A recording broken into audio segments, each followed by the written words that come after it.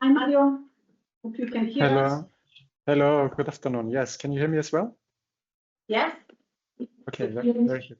Thank you. Well, we are going to start in a minute. And so I want to introduce myself. I'm Elisa Morganti from Fondazione Hub Innovazione Trentino. That is the body of the province of Trento that is dedicated to technology transfer and valorization of research in Trentino. And I'm member of the AG2, and I'm here moderating this workshop together with Mario. Unfortunately, couldn't join us today because of the major flood that happened in Austria. And I will let him to introduce himself. Please, Mario, if you want just to introduce yourself, and then. Yeah, okay, thank you very much. Yes, Mario Pichler. So I'm also a rather new, let's say, OISALP member. So I'm a member in the EG5, and therefore also trying to support this cross-cutting priority 1 on the digitalization of the Alps. And I'm working for the Software Competence Center Hagenberg, which I will introduce to you a bit later, a bit in more detail. Yeah, but for now it's all for me. Yeah. Okay, thank you very much. So welcome to everybody to this workshop. This workshop focuses on the transformative role of artificial intelligence and data space and data economy in driving economic and social development in Alpine regions. Today, we are very happy to gather not just here to discuss the technology, but to explore how this innovation can enhance the quality of life. We already heard about quality of life a lot during the keynote, and in our communities and foster sustainable growth. As you may know, the research strategy plays a crucial role in improving, shaping our approach to regional development. So we are gathering here. This workshop is organized jointly by Action Group 2 and Action Group 5 in the framework of the cross-cutting priorities promoting digitalization in the Alpine regions. And this connection between artificial intelligence and data are very functional for both the action groups. So, for example, as Action Group 2 emphasizes the importance of fostering a competitive and innovative economy, by leveraging on artificial intelligence and creating a robust data space, we can enhance the efficiency of local businesses, support startups, and facilitate knowledge sharing across borders. This is about building a resilient economic ecosystem that can adapt to changing circumstances. Action Group 5 instead focus on the connectivity of our regions. You can imagine how these two things are very connected. Through intelligent data management and collaboration tools, we can ensure that our communities remain interconnected. This not only strengthens our regional identity, but also enhances social cohesion, ensuring that no community is left behind in the digital age. The two action groups launched these cross-cutting initiatives, and then we are here to see how we can grow with these initiatives. Throughout this workshop, we will explore how to harness AI in data space to create new opportunities, address challenges, and ultimately contribute to the prosperity of the Alpine regions. We are very happy and we are fortunate to have here estimated speakers who will share their insight and experience. First of all, we will have José Shane from Trentino Digitale that will discuss the role of digital infrastructure in enhancing territorial competitiveness. Unfortunately, we want Clemens Gruber, the government that is himself stuck in Austria for urgent matter regarding the disaster that occurred these days. And but we will have Matteo Gerosa from Fondazione Bruno Kessler that will provide valuable perspectives on the relevance of data and AI in public administration, followed by Gianmarco Piola and Professor Cristian Micheloni, who will launch our joint studies on data space and AI with the NG2, Action Group 2 and Action Group 5.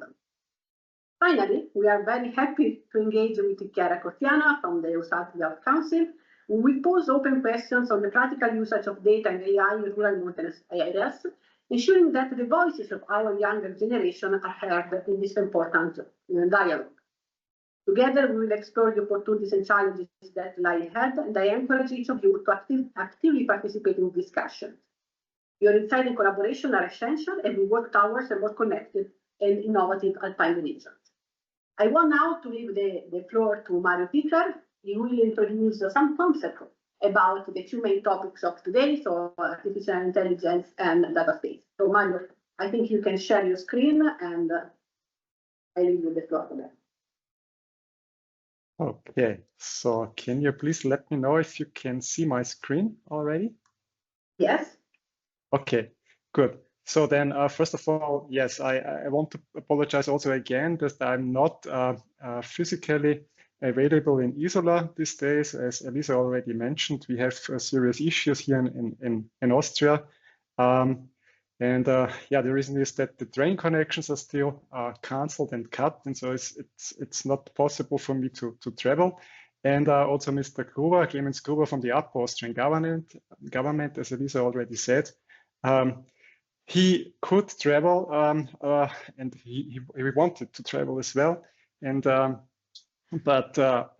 in the end wanted to participate online. But now, because of this urgency, he needed to travel to Vienna to set up some mechanisms for aids for the victims of this disaster that we had. Okay, so this is the reason why I'm participating online. So yes, first of all, I would like to shortly introduce the Software Competence Center Hagenberg, which I'm representing.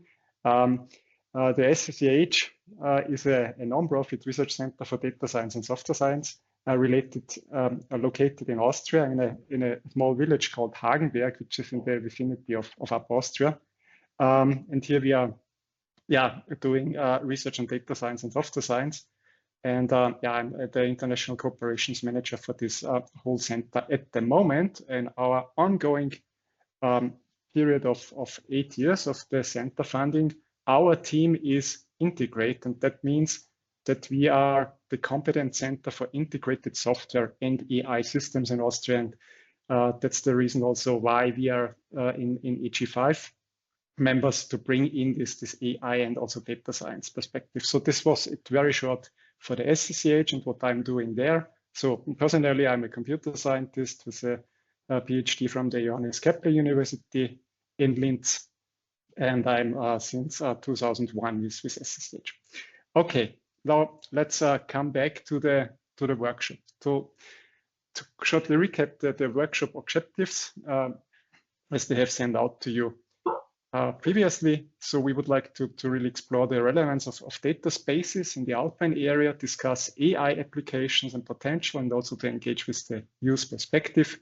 Yes, and in our case, it's also very important to utilize and use these discussions to further, so to say, the cross-cutting priority one, namely the promoting the digitalization of the Alps. Now, I would rather shortly speak about AI or artificial intelligence, because I assume that it is most well known to most of you. Maybe some words on the most recent developments in AI. So it's at the moment we are talking a lot about generative AI, which are based on large models, large AI models, and nowadays there are already multi-model models. So not only are based on text as we have it before, but those are now really incorporating different modalities. In addition to text, they also have speech, they have images, they have video, and so on. But we could really see that we are talking in AI about the revolution. It's really the generative AI revolution entering everything nowadays. So, and this relevance also for the Alpine space is that this generative AI is really revolutionizing the business models. So we are going from traditional business models to digital business models, AI-enabled, enhanced business models, also in education, knowledge acquisition, research, and the future of work. And you can see here that it took only 2 months that the very well-known ChatGPT application by OpenAI reached 100 million monthly users. So this only 2 months and much faster than all other recent technologies. So from that, I really assume that most of you know what's more or less going on in the AI domain. And rather want to ask the question, why is the team today on AI and data spaces together? And I think this is a very interesting aspect to discuss. And the reason is that AI is trained on data, obviously, and lots of data. And from that, there stems this importance to collect and share high quality data, because only if we have really high quality data, then also the models can be credible and trustworthy. And the recent or the previous commission also has seen this strong importance of data. I mean, this was before this new generative AI hype appeared, but previously also this commission came up and said, okay, we need to have a common strategy for data because this is, so to say, the ingredient for all the economy at the moment. And nowadays, it's really important also for having a solid base of high quality data also for training the AI models. And a very specific and important aspect of this European data strategy is that, as we have seen this recent technologies a few slides before, that most of the technologies are not originating from Europe, but from other parts of the world. And in this data aspect, Europe is really aiming on sovereignty. And this is a very important pillar of this European data strategy and how to realize this. And one way to realize this data sovereignty is to with common European data spaces. And I would like to elaborate a bit more on this very important term, what this means, because there was this idea to pool data together in several sectors. And originally there was the idea of these 9 sectors, from health, industry, agriculture, finance, mobility, Green Deal, energy, public administration, and skills, to pool all data in these different domains and make it available to all the stakeholders and all the interested parties, so to really stimulate innovations, to stimulate new business models, and so on. And recently we see that from this originally 9 sectorial data spaces, it has grown already. At the moment, the rollout of this common European data spaces sees 14 sectors or domains, and it's increasing. It's growing a lot, as you can see here. There are lots of initiatives on creating data spaces in agriculture, in cultural heritage, in energy, finance, Green Deal, health, language, manufacturing, and so on and so forth. So overall 14, and this is really growing. So that the original idea or aim to really pull high quality data together and make it available for AI and also to us as input for the economy is now growing. And I just want to show very briefly 2 examples of data spaces that might be also very important for the Alpine space. So one ongoing initiative, and I think we have a speaker later today who is involved in this data space, is the Agri data space. And the aim there is to build a European framework for the secure and trusted data space for agriculture, obviously. So this is an important aspect, but it's not only about agriculture. So there's also a European data space initiative currently going on for smart communities. They have an open call, and all interested parties could already at the moment apply also for challenges and solving some problems in smart communities. Yeah, and if this looks a bit complicated, or if you have the question on how could we start and how could we develop a data space, the Data Space Support Center has already been set up recently as an EU initiative. And here I really recommend you to go to this webpage, because here you can really find all the necessary information if you would like to either join an ongoing data space opportunity, or if you would like to create another one on your own. And yes, we talked about generative AI, and most of this generative AI is based, so to say, on large language models, but also multimodal models incorporating text, speech, image, videos, and so on, sensor data in the industrial domain. And those models are increasingly named foundation models, meaning to create models which are task agnostic, meaning they could be like a general purpose computer be used to solve general problems. But in order to really generate solutions for very specific domains, for instance, for these sectorial common European dataspaces, those foundation models could also be fine-tuned. And here the circle closes again, because with these foundation models, we now come back to this original European data strategy to provide high quality data for AI. And yeah, this is a very recent publication of Ed Curry and colleagues, which is interestingly describing how these kind of models could really be fed by high quality data spaces. So very shortly, if we would have such foundation or high quality data spaces, as basis for foundation models, so then what applications could be possible with relevance for the Alpine space? I mean, here I would like to give you some examples on projects that we at SSCH together with partners are already working on, like for instance on forecast of water demand.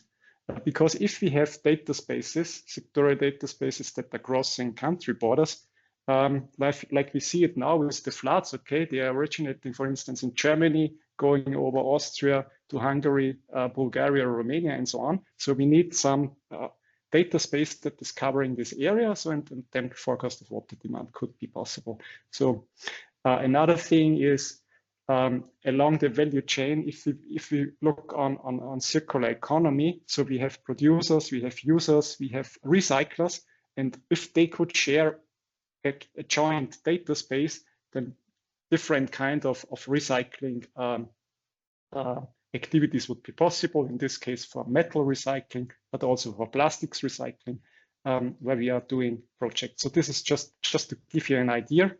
And I don't want to use too much time anymore, just maybe some food for thought on how we potentially should think about AI also in the remainder of this workshop and in the future.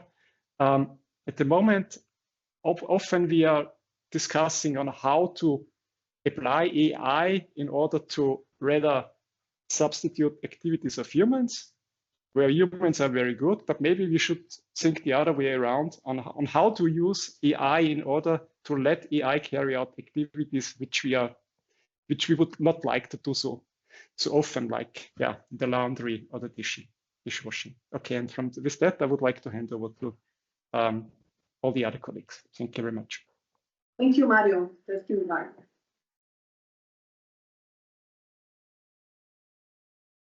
Us to have a common ground, also definition and what we are talking about, where this new approach to AI and the data space. So we can enter now in the discussion with our speakers, and I want to start with Dr. Christoph Shahin, that is the General Manager of Trentino Digitale.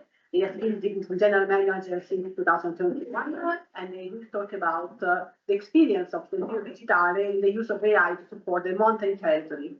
Okay, thank you very much. Just a second, I have to. Yes, please. I have very few slides, so I have 10 minutes, right? Yes, you have 10 minutes. Just give me one moment, because I have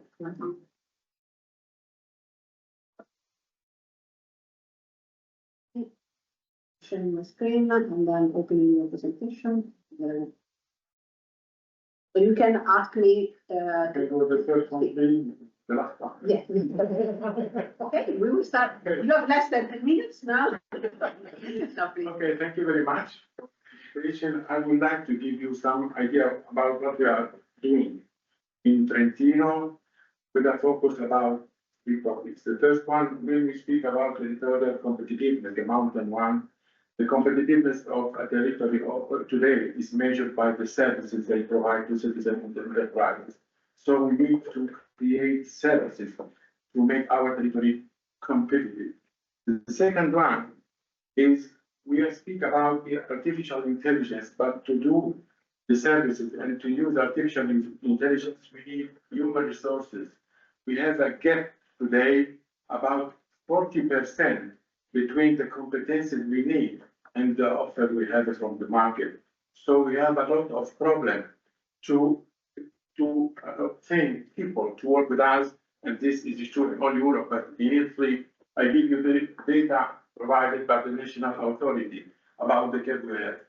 Another thing regarding the digital infrastructures. We focus about digital services, but without digital infrastructures, we will not be able to provide services. And I am going to explain what I mean with this. Next, please, just.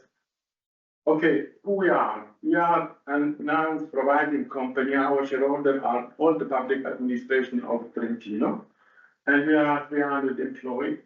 We are the owner and the manager of a very large network of optical fiber that connect all the public administration buildings. We have more than 2,500 premises connected to the internet and to intranet of the public administration. We own and manage all the regular network of the public administration, including the emergency one.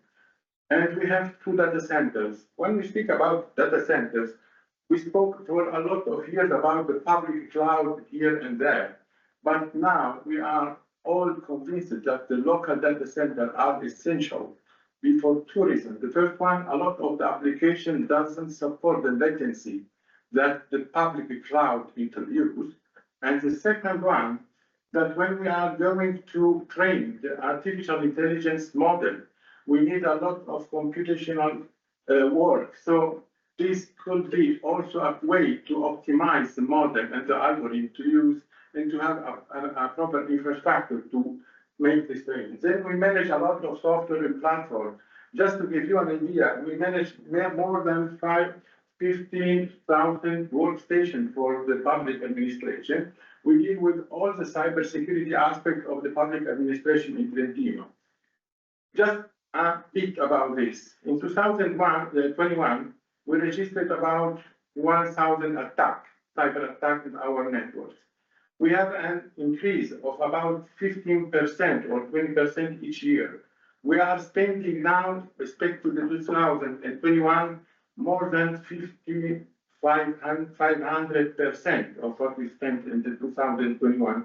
Also in terms of human resources to make more sure our infrastructure and our service. Then we are involved in the ultra broadband initiative for the population and for the future. Next, please. This is Trentino, just to show you that we are a territory of mountains, and we have more than 500,000 inhabitants for about 50,000 enterprises. We have a lot of medium and small enterprises, very small enterprises that are located everywhere in the mountain. We have the doctors and all the health premises also in the mountain, so we have to ensure the connectivity there. And we have to provide the service also everywhere. We cannot say we cannot provide the service there, because in this case, the digitalization will be a fail. So next, please. What we are doing, we just make an investment about 5 million euros to upgrade all the networks of the public administration we manage, because in the year we need investment to provide performance, security of the network, and we are working while the public administration needs the fiber optic and the high performance to provide the digital services. And to provide them, we are making also the so-called digital transformation that means a lot of things. But what the minister said before, and also before the colleague from the European Commission, we have to work a lot on the culture of digitalization and the competencies. There is a lot of dimension of the competencies we saw, and we have a lot of things to do here. The second item is regarding the internet access. The minister spoke about this. And what we are trying to do is to ensure homogeneous digital service everywhere in each point of the territory. And this is a very hard aspect. But we have another aspect that I would like to mention here. We have a very strange demographic situation in Europe, in Italy. We have a lot of places where the high-speed internet access already exists, but people doesn't use it. We have a lot of older people. We have a lot of people without support to use the technology and the digital services. So from one side, we are dealing with digital services. From the other one, we have a population that needs support and use these digital services. The data center, why I already said, we spoke before about the data and the data of the public administration. I speak about this. We have to be protected. And the data center, as I mentioned you before, needs from one side host to put the data center, the data, and another topic is to make them sure behind attack and everything. Then we are also dealing, we are already making investment to obtain high performance computing for artificial intelligence of the public administration. We did already the first investment about this, and we are continuing. And we are working with Fondazione Bruno Kessler is going to speak later about specific initiative, I think, about the artificial intelligence for the public administration, but also with the university and our centers. Then we are also dealing with the edge computing. It's a very important topic. And I'm going to show you an example of artificial intelligence we are using with edge computing. But we need at the end the applied AI. What we need exactly is the creativity of the human. We need idea. We need also to make exchange of experience, of problems, of success, but also of unsuccess stories, because we are learning a lot of things. We tried for 1 year different things with artificial intelligence with a very high rate of unsuccess because it's not ready still. Then we have the Internet of Things. I'm going also to show you a very short example about it and the sensor. What I would like to say from the social point of view, we are living now in a society, it's very fragile. We are dependent on technology, and so the cybersecurity in terms of also of culture, of the population, of the people working in the public administration is very important to be a lot of activity of awareness we need to do here. And then the digital infrastructure are the underlying technology for AI. Without them, we cannot speak about artificial intelligence. Next, please.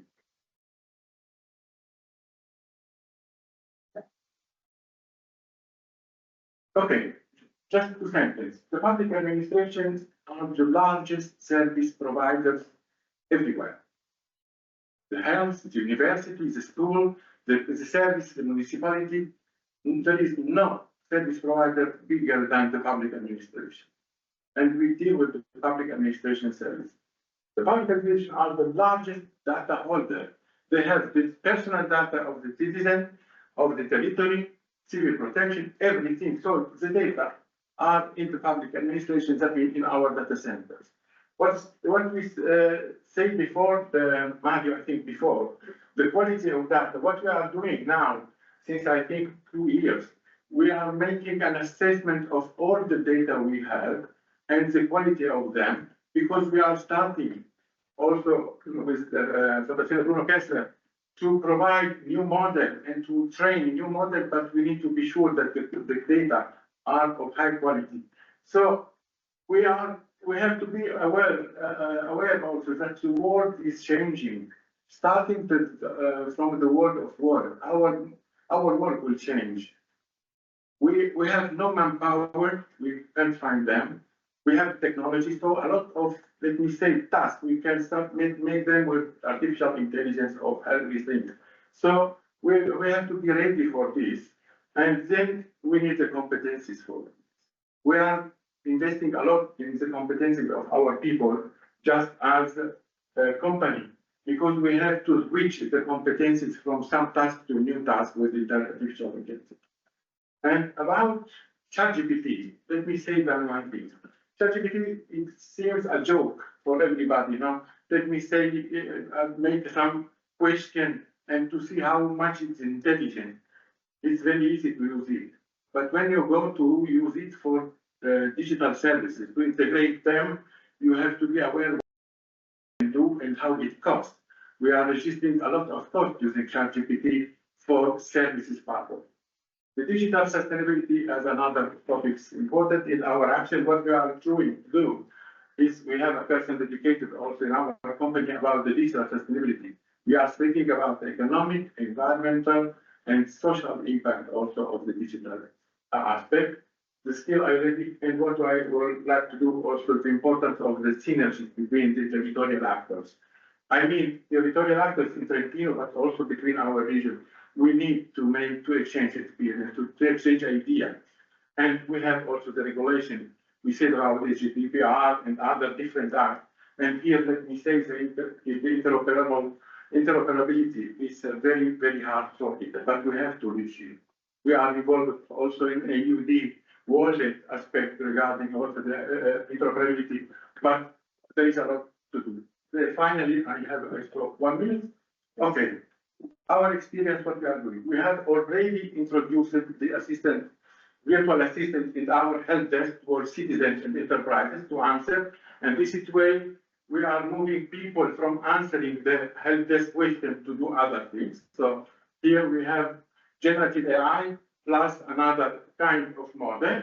We are working on introducing, I think by the end of the year, the AI, which is not generative AI, but it's model, let me say, normal AI, for the workflow. So all the documents you receive from public administration to make the classification and to transmit them to the offices. This is done today by the secretary. We can substitute this action through the artificial intelligence. This is, let me say, for the process internal one.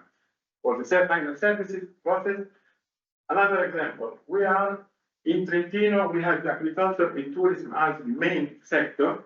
For the agriculture, we are introducing now a new solution platform for all the agriculture sector. We are with predictive model, with the irrigation recommendation to make a minor consumption of water. And we have data about 50% of reduction of the consumption of water. We are involved in this with the Foundation Bruno Kessler and Foundation Mark. And we have also the exploitation of our digital infrastructure with a lot of sensors and IoT gateway. So digital infrastructure, the network one, all the radio one, we are using them to, let me say, move the data from the sensor toward the platform and toward the recommendation to the agriculture. Finally, we have implemented already the first prototype from AI-based solution, let me say, based on edge computing. It's a telecamera that send, but don't send image. So we have not the problem of the GDPR and the personal data. They make all the treatment on board and then transmit through IoT services to the, let me say, the municipality if there is parking places and the parking lots only.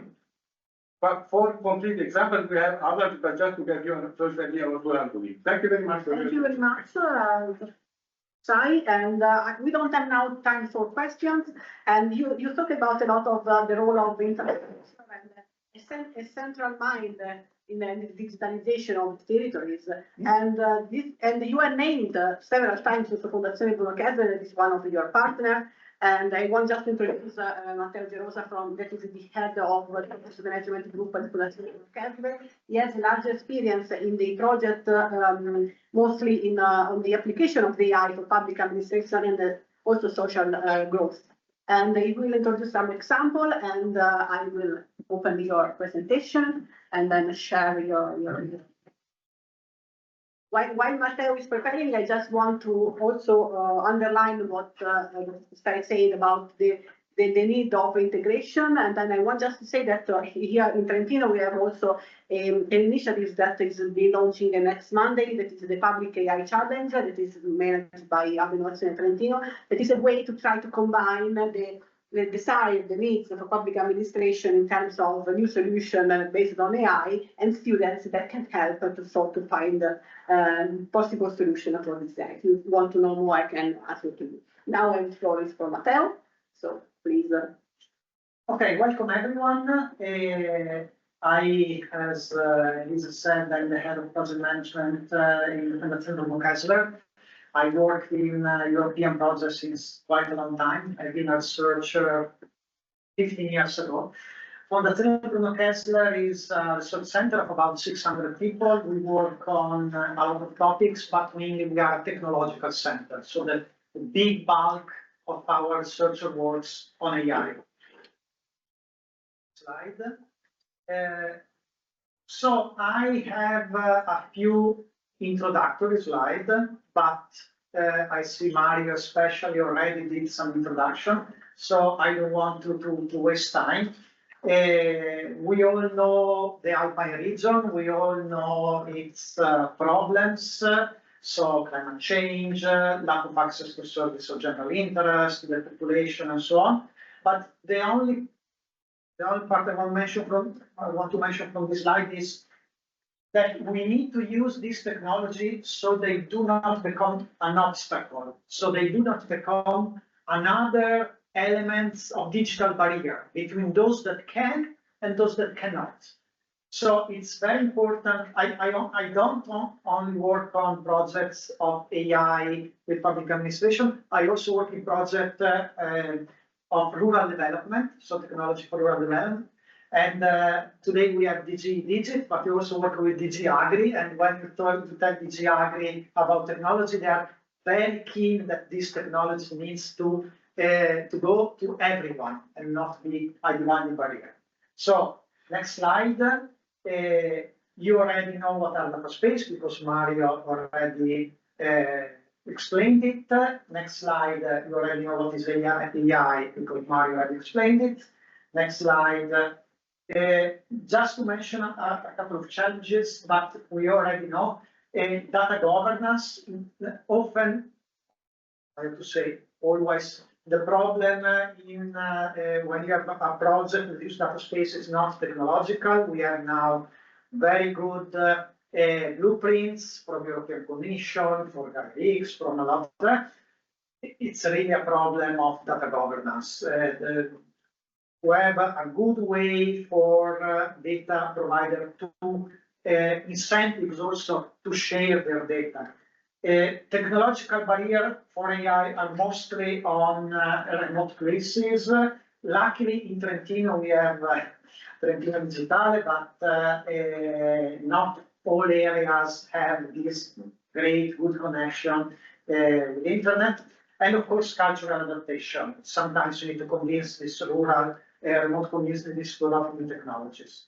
So if you go to the next one, I want to speak about two examples, two projects. One is a European project, one is a local or national project. This one is called AI per DA. It's at least for public administration. It was funded by Piano Nazionale Complementare, that is a part of the resilience and the recovery plan.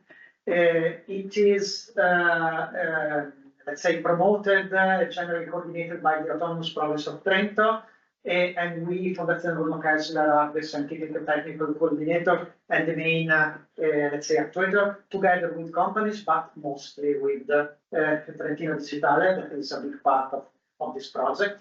So what this project is about? It's not about creating an AI solution for public administration. It's about creating a kind of AI factory, if you want. If you go to the next slide. It's about creating an AI platform that can be used to build up AI solution. So I won't go into the technical details now, but let's say we have data and AI infrastructure and management tools. On top of the platform, we have AI tools in a toolbox that we use to solve, just as a proof of concept, some use cases that the domain expert tell us from the public administration. This is first, let's say, seed of discussion for the next time. It's true, we need AI expertise. We need to cultural, really a lot of effort to explain AI, to make people work in public administration know what is this technology. But the world is becoming very complex and not everyone can know everything. So we need expert of cybersecurity, we need expert of AI, we need expert of data space. And we really need to understand how can we explain what is AI, how to use AI better to people that are not technical. Because, you know, we have all these companies that provide courses. Okay, let's do the courses. All people here, we need 2-hour lesson on AI. Okay, now people in public administration know AI. So it doesn't work like that. This is just to say that we have divided these two roles that we called. So IT engineers, that they are the one that develop and maintenance the AI platform, and what we call AI engineer. They are engineers that know how to build up an AI solution, how to use tools like MLOps and so on to build up AI solution. And these are very, let's say, a highly sought after figure in the private sector, but the goal is to try to build up this kind of figure from people that have a technical background. So, two use cases of how AI and data can be used in a mountain area like Trentino. The first one, next slide, I want to go on all the details because it's very verbose, but I wanted to write it here so the one that has the slide afterwards can have a look. But just to say the impact of extreme weather events. So we have here European data, let's say, the ESA Copernicus Sentinel-2 data, for example. We have selected an image that we use, and the goal is to use this to with what we call ancillary data. So the real estate registry maps, the meteorological event database, geological data, land use, forest and fire data, topographic data, all this kind of data are data that are present in Trentino in some form or another, let's say. Most of it is managed by Trentino Digitale, but not everything. Also here, we don't have a data space, let's say, not yet, a proper data space.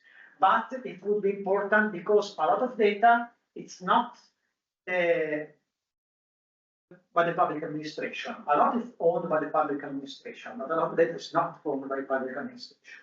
So this is just to say it's a use case where we use AI to check the impact of weather event and to recombine satellite image with other geospatial source to manage territorial complexity. And the goal is to detect the effect of extreme events on, let's say, how can I explain, from one sector to another, like heavy rain and flooding does not only have effect on the territory, but on transportation, on energy, and so on. Next one, also similar, but not exactly the same, over tourism. Also here, Trentino is a really beautiful region, really, really beautiful, you should come.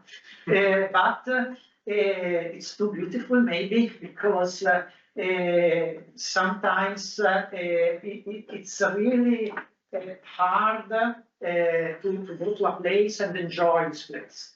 You know, the over-tourism is a phenomenon that is defined by, is something that hinders the enjoyment of a place by local people and also by tourists. So, first of all, we have official data that fail to take into account the share of illegal tourism. We have a lot of houses that are used for touristic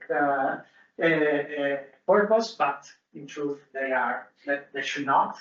And we have an approach based on the decision support system that combine a digital model, a kind of tourism digital twin, let's say, with AI technique to extract a relevant parameter and, as I say, to provide decision. So first, it's important to check what are the point of failure of a touristic system. Let's say that we have a small lake in, well, very small lake, but let's say we have a small lake in the mountain and people go there to have a nice day on the lake, but it's full. But why it's full? It's full because there are no parking, it's full because there are no places on the beach, it's full because it's difficult to reach for the street, it's full because the cable car, it's too full. So what is the single point of failure of the system? How can we operate on this point of failure to make the experience more enjoyable, okay? And also here we have a lot of data luckily, that we can use, like cartographic data, number of facilities, of accommodation, tourist presence. There is official data in the Valley region of Trentino, data related to transit and so on, data relating to demonstration events. Another seed for later, we have to, thanks to AI, the data that you use sometimes it can be used for reasons and for uses that were not foreseen at the beginning. For example, trash, the data of trash production, for example, it's very, very closely linked with the number of people actually on the territory. So that is a data that you can use to really map very, very closely the number of illegal houses, the number of people that shouldn't be there. Next one, and I'm going fast because I don't know much time. So the second, this is a project that I'm coordinating right now. It started in January. It's called the Smart Era project, a smart solution for smart rural communities. This is also in association with the province of Trento. And the goal here is a bit different. It's not much about AI, this project, but it is about data. So if you go to the next. So the idea is that in these small places, we have, we want to make a combination of non-technological solution, technological solution, and business model policies all together in a smart innovation package to solve a problem. Let's say, just an example. We have a problem of transportation in a rural remote area in the mountains. Of course, you cannot have one bus for each person, but the technological solution is not enough. It's not like a carpool app can work. Because if this was enough, you would have Uber going in the mountains. It's not economically feasible. So the technological solution, maybe it's useful, but it's not enough. You need also non-technological solution. That means maybe co-design, engagement of communities. You need business model and policies, maybe way for the public administration to promote the use of this carpool app. And maybe altogether, this can work, okay? So that is the idea of Smart Era. And to give you an example, very quickly, next slide, please. Let's say that we have an analysis here. So we have data sources, assessment, problem. Then we have a challenge. From here, we have a challenge like we have a territory with limited agricultural development due to lack of board and people. Then what is a solution? A cooperative of local farmers that facilitate the renting of expensive equipment. Okay. But this solution, next slide, is not really a solution, but it's a set of solutions. A set of non-technological solutions, like contract for equipment rental and maintenance, like rules for periodic evaluation, committee of people that coordinate, and technological solution, a dashboard to monitor the equipment usage, monitoring of impact indicators, a mobile app to set terms, and so on.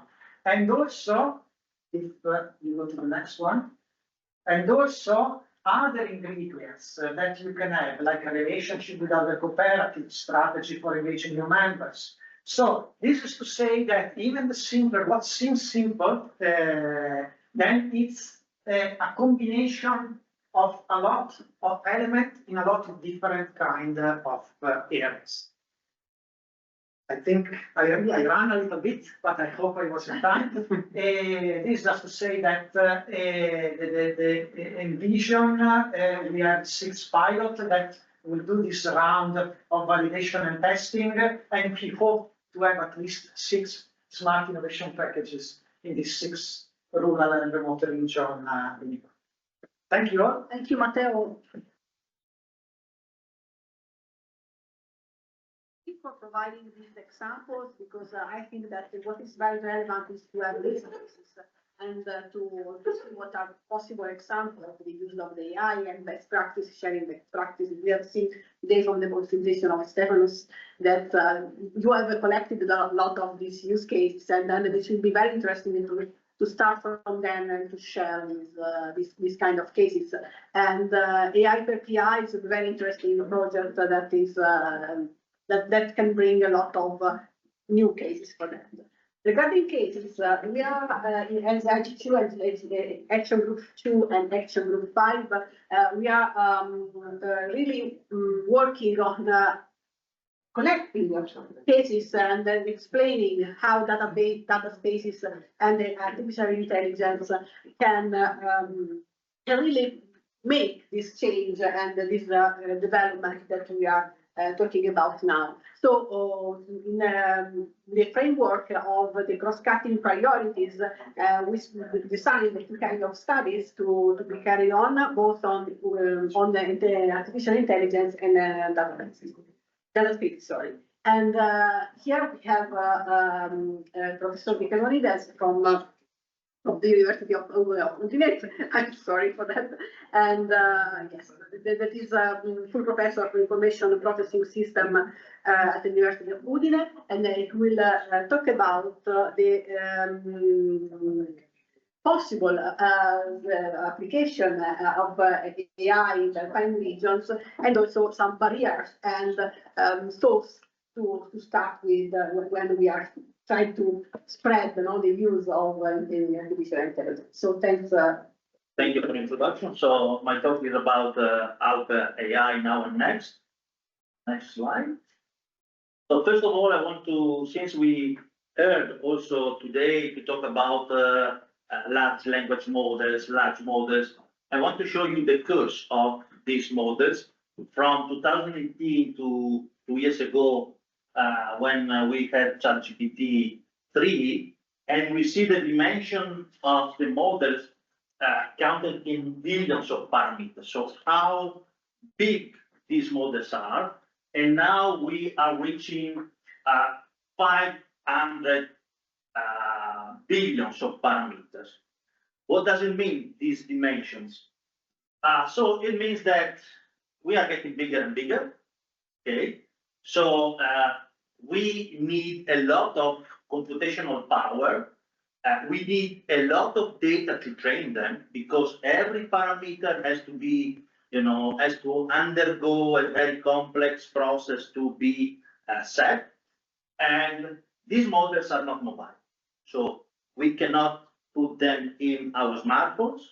They are usually prompt enabled. So we have to write, we have to send data, and then we have to wait to have the answer. So we need a connection, okay?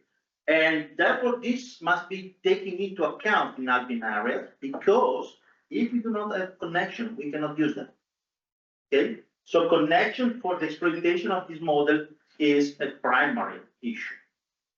Then we see here how much money they needed to develop this model. So ChatGPT 3 had used $500 million.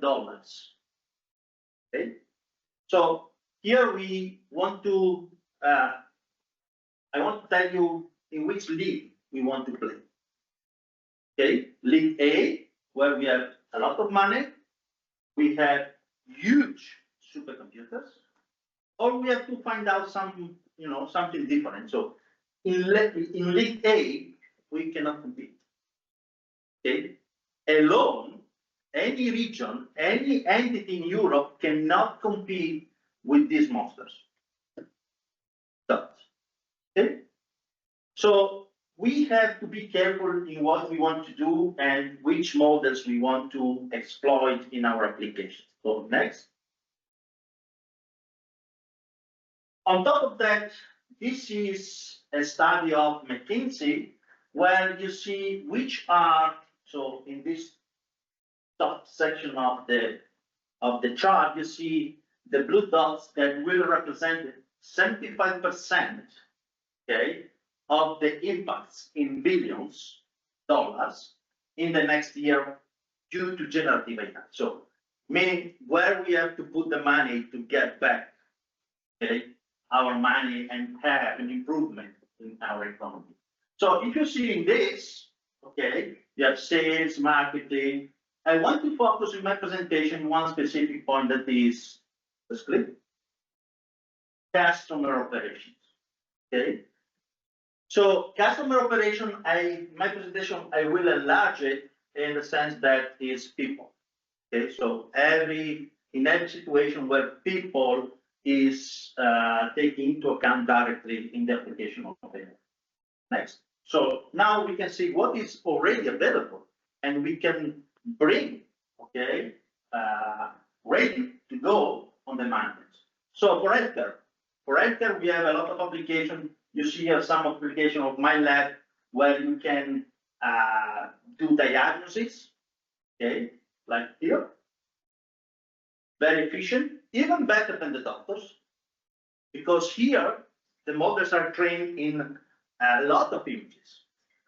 Doctors that make diagnosis, they see few cases. Okay? So you can do surgery, like here. Here we beat the doctors in detecting the ligament of the knee. Okay? And you can make microchirurgy also with robots. So you can do that in remote areas. You don't need huge hospitals to do this. Okay?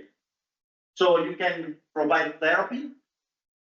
You can put in place prevention, okay, based on data that you can collect from the population in the remote areas. And also you can develop new schemes for pharmaceuticals. And maybe you can also develop companies in pharmaceutics, since the revenue of the investment is very high, and it's a sort of the market that we have in Veneto for the glasses. Okay, glasses, they do not weigh much, so you can produce them a lot, and the cost of transportation and supply chain is very low. Okay, so you can build the economy. Next, sports.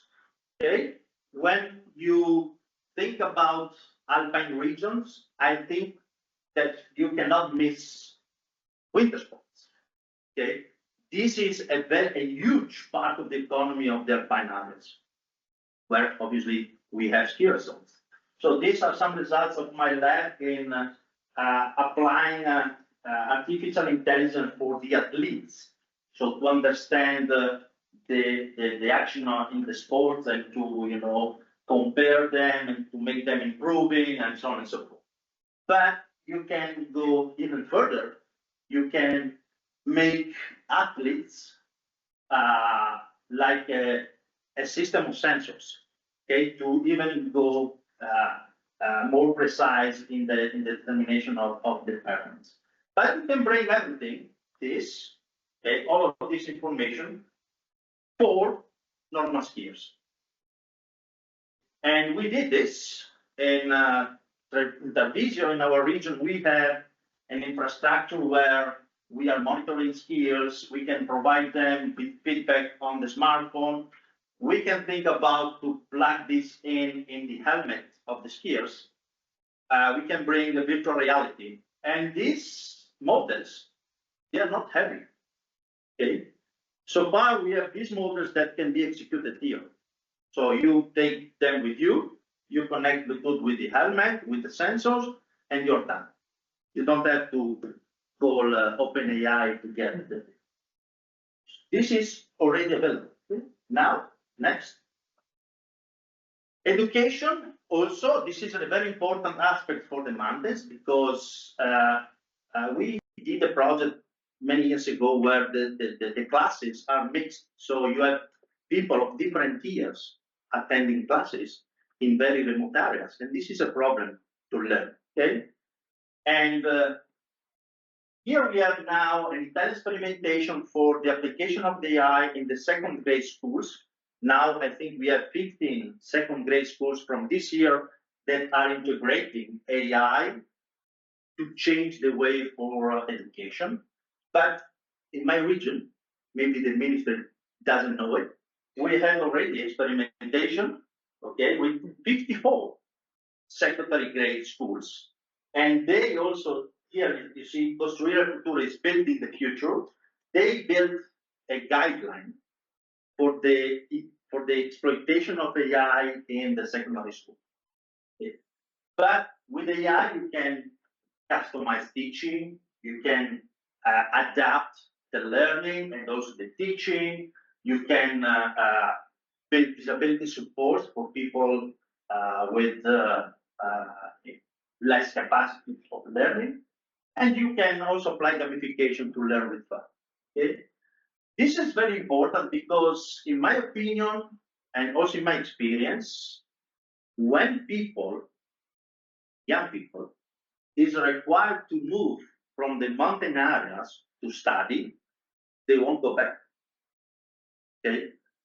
Actually, I have two of my collaborators that are coming from the mountain areas.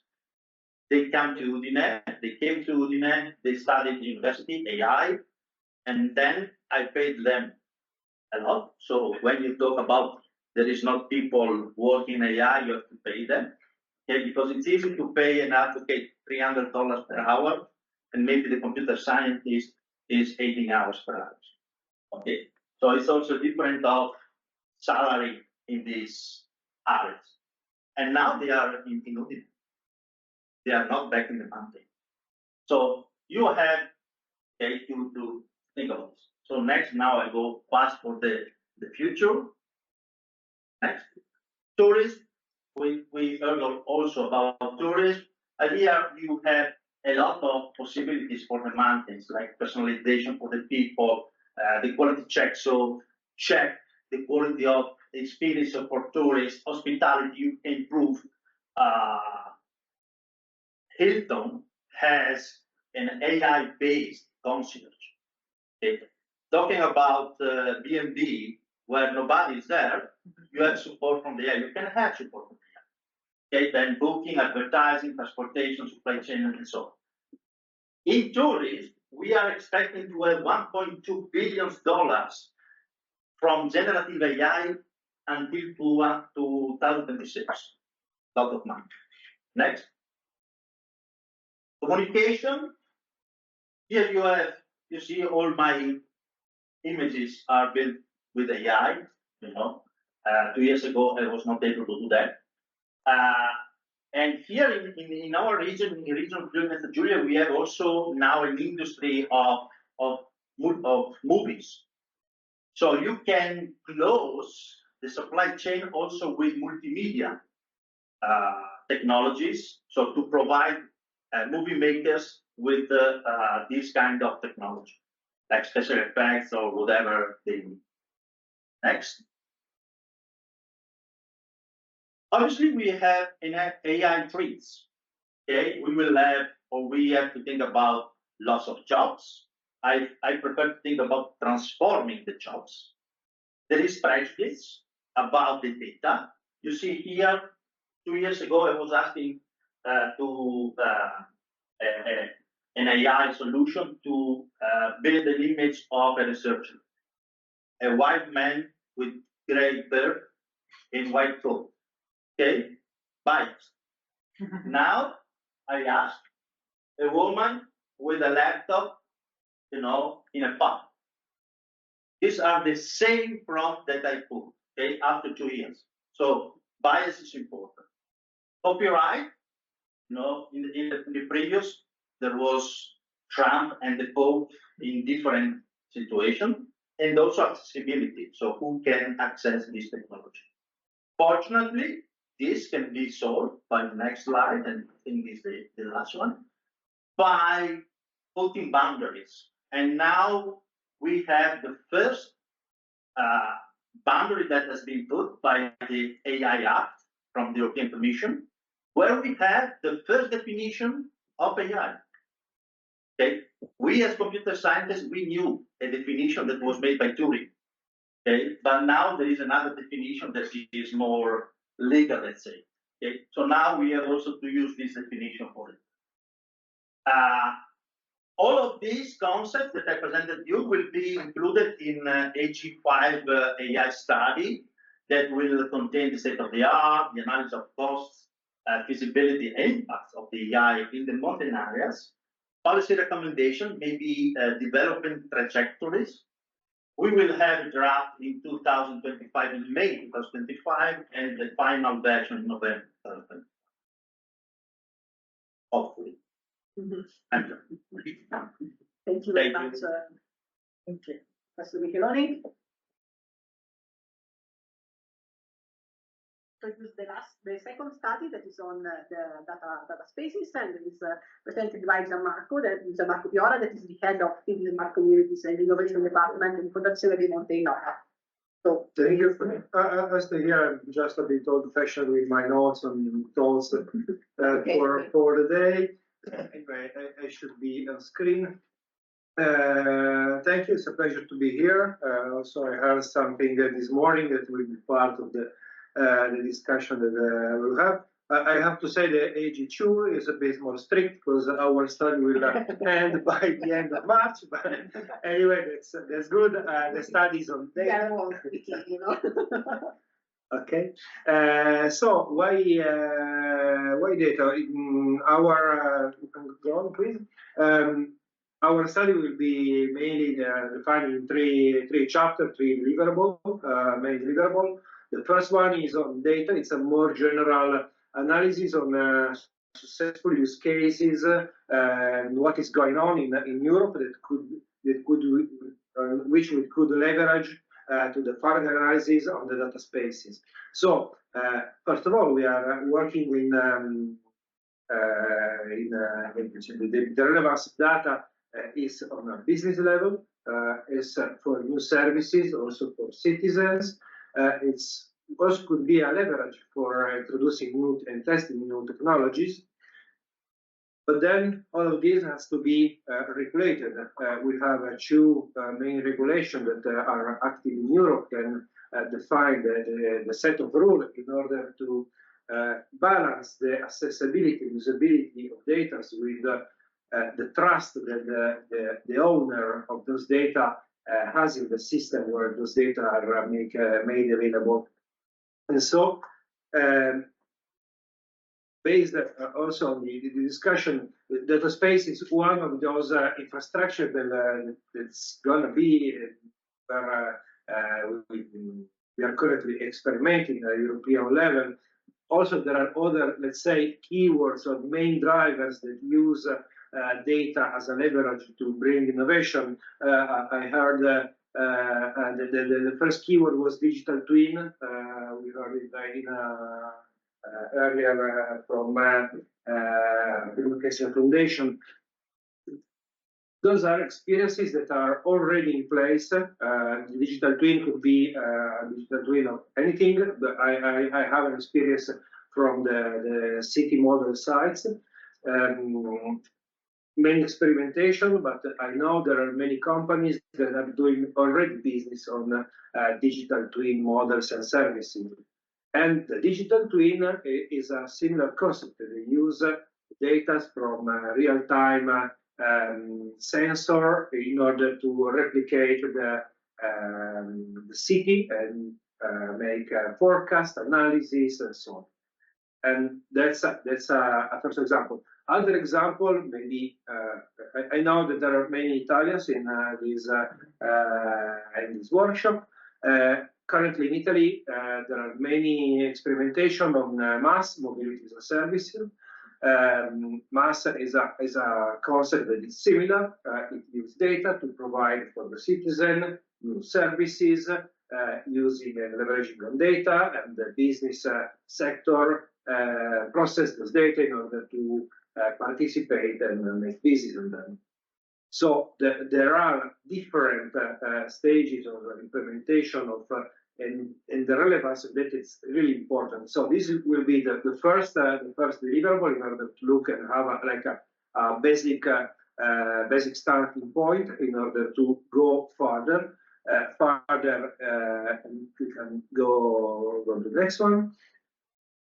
In order to look for the data space and use case specific on data space.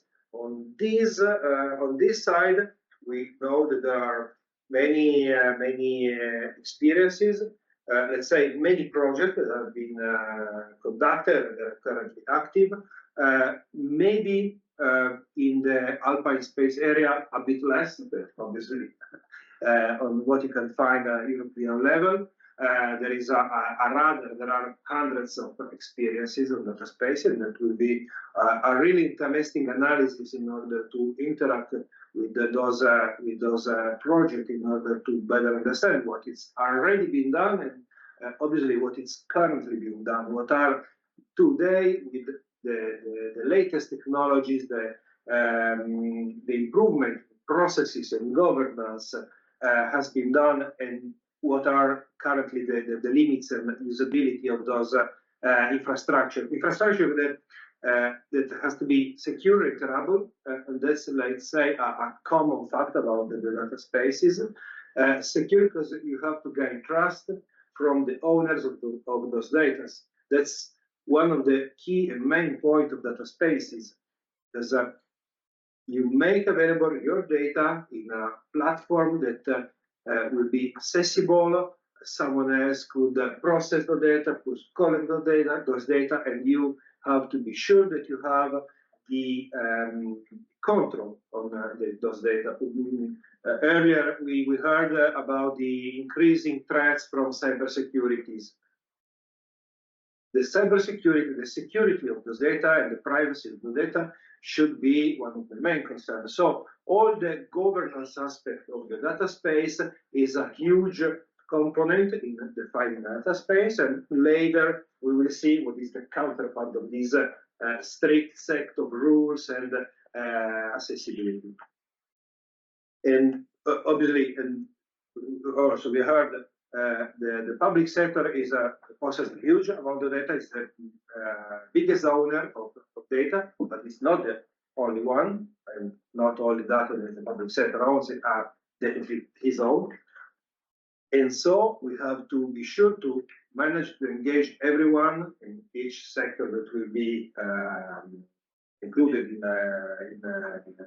this analysis, more in general for the applies in data spaces.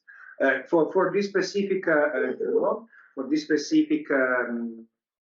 study, we will be working on two sectors that has been defined together with inside the AG2.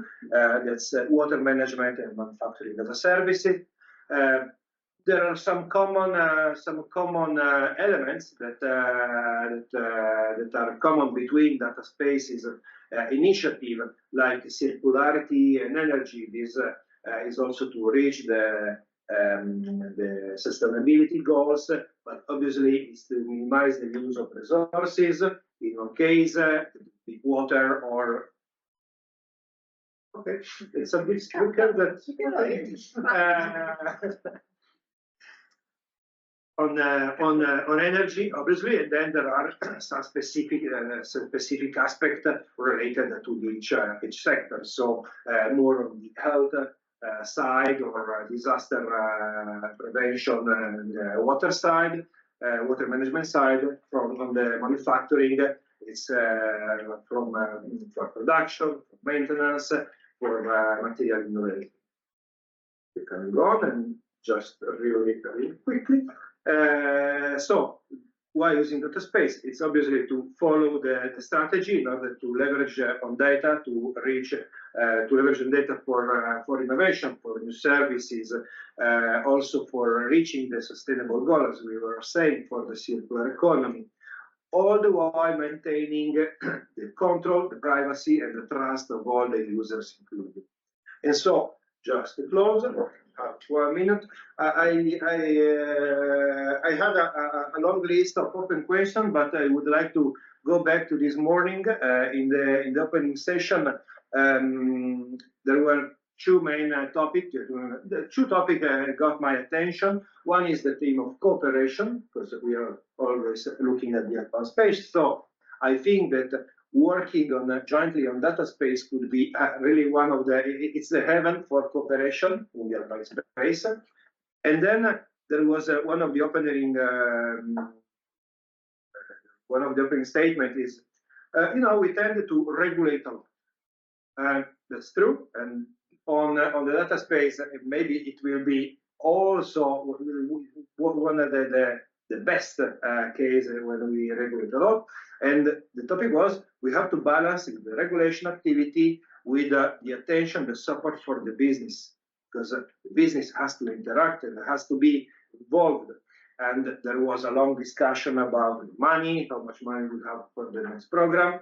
I'm sure that the money is important in order to engage, involve the companies in experimentation activities, but I think that the role of the public sector in these specific activities could be another, because the public sector, and so we're saying, is the biggest owner of service as a service provider, normally.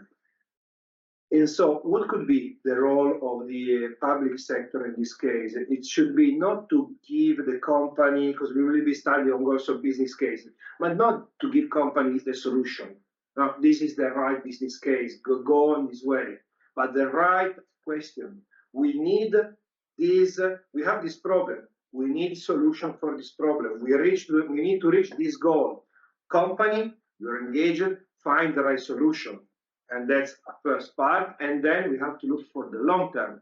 Because when we experiment, when we have money for project, for experimentation, usually is the time of the project. And then what happens with those solutions that have been created, it's really unclear. So the role of the public sector should be right demand and the right question, and that question should be should look at the long-term time frames. Sorry, No, it's okay. But I don't want. Oh, sorry.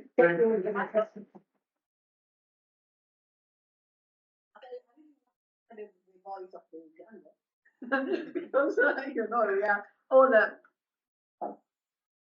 not so young, and so we would have more or less 15 million, maybe less, but we can stay in 15 million. And then I want to ask Chiara Coppiana, that is one of the members of the European the South Youth Council. At least she's also a student in European and Global Studies at the University of Padova, and she has some questions. She shared. I know that. I already know the questions. I haven't shared this with you, but because I want just to have this part of the discussion that is very real in this sense. More spicy. And so she has a lot of questions, and I hope maybe I will ask Chiara after that to share this by emailing to the other, and then I will ask them to provide an answer to you. And so I am asking you to select 3 of these questions. And maybe you can select one of the speakers, so just leave this open, and then the speakers can answer to you to this question. Thank you very much. Perfect. Yeah, I know that the time is limited, so I will come straight to the question. So, but first of all, thanks especially to the organizers and to AG5 for taking into consideration the voices of young people. And I'm really happy to be here and represent yourself to have the voice also in this conference. I'm not an expert in the topic, so I'm sorry if some of the questions may be maybe too genuine, I don't know, or simple. But I learned a lot from your talks. There, all of them were really, really interesting. So I can start with. One of the challenges that I see in the Alpine region, that is the depopulation of some areas, and also as a young people, I see that living in small villages on some areas of mountains can be a limitation, and so a lot of young they tend to move to bigger city, to urban areas, for university, for the jobs, because there are more opportunity. And so the question is, do you think that the digitalization and also AI specifically could help preventing the population, since they can create more job opportunity? And I'm specifically thinking about smart working opportunities, so opportunity to work online, or also the thematic of digital products. I know there are some people that, for the specificity of the job, they can just work remotely, and maybe the spreading of those type of jobs could help mountain areas to maintain some population and youngs in particular. So I don't know who wants to answer. Who wants to answer to this question? Yes, I think that we have to understand why the young people in the mountains. Because today we are seeking to another phenomenon. The less young people coming into the mountain with the family because they need an environment more healthy and more quiet. So from what your question is, we are able to provide the services in the mountain probably with the smart working, but probably the young people are looking for something else there. Not only the possibility to do the lesson remotely or to work remotely, they need to have the human contact at the university with the other people, to travel, to see other realities. They need to be, I don't like to use the word globally, but they need to have contact. And probably, I'm sure that they will return to the mountain once we will be able to provide them the services there. But we have to understand very well the social aspect of this phenomenon. There is a lot of lecture about this, but what we are seeing in Trentino is a territory with a lot of people coming from the big city at 50 years old, I think, with the family, with the babies, to stay in Trentino because there are another environment, the welfare is very good, and so on. So I think that we have to investigate better this aspect. It's a question of services, it's true. Also the services now in the mountains for, let me say, the buses and the pharmacy and the doctors and all these things. You can do a lot of things today with the telemedicine. In Trentino, we have the most advanced services of telemedicine in Europe. But it's not enough. People are leaving the mountain and coming to the big city. But someone is returning that. So I think we have to investigate it better this afternoon.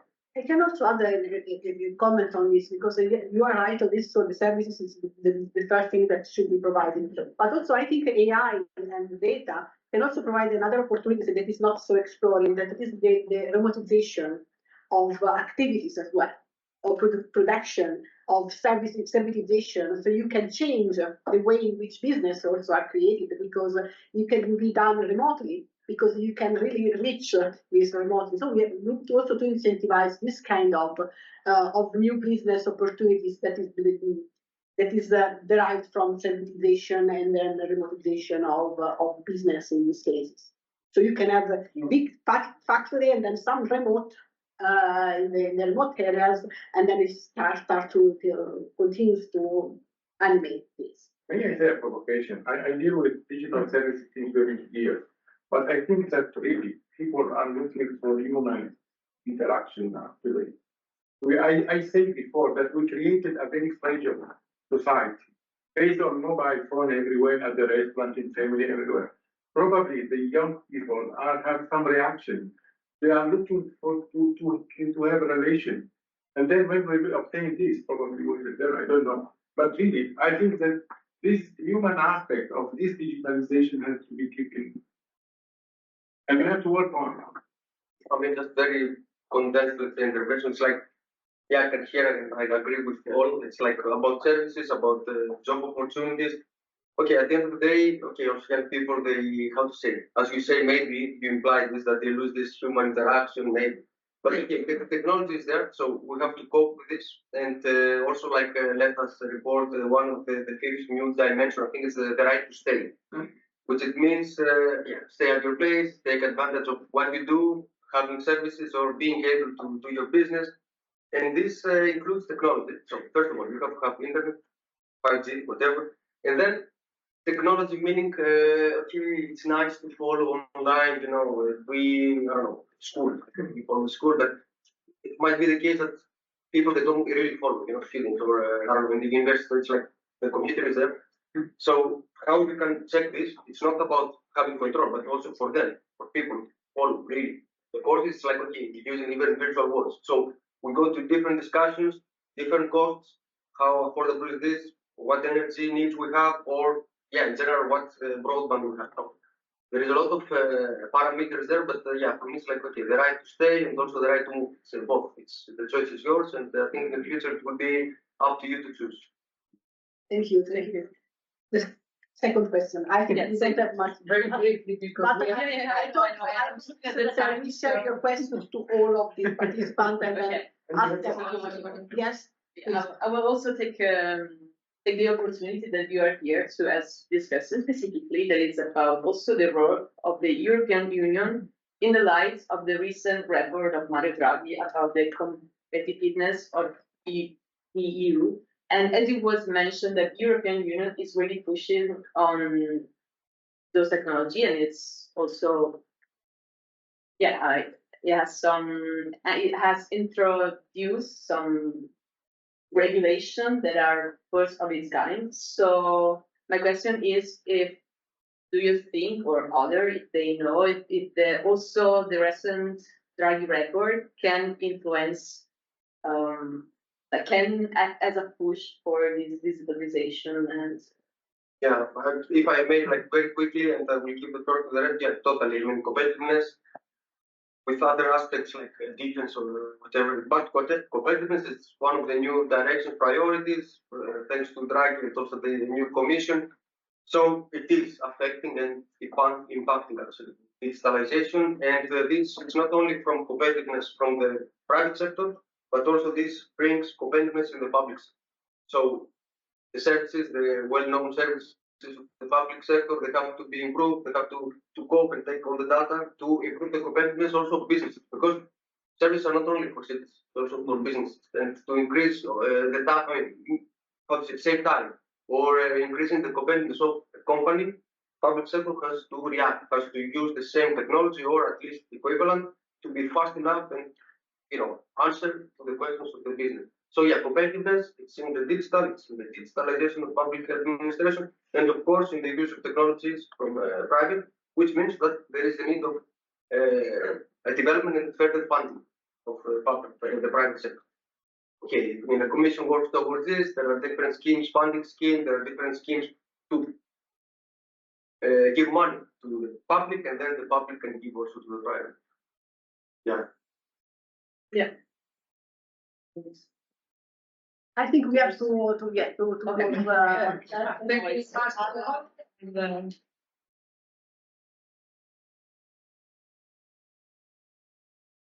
You also Mario online, and we will see in the wrap up in the plenary session. And I think you are the only one connected, so you have to change the. Yeah, you have to change the link and with the plenary for the plenary session. Okay. Mm-hmm. See you. Thank you. Bye. Thank you. Bye bye. I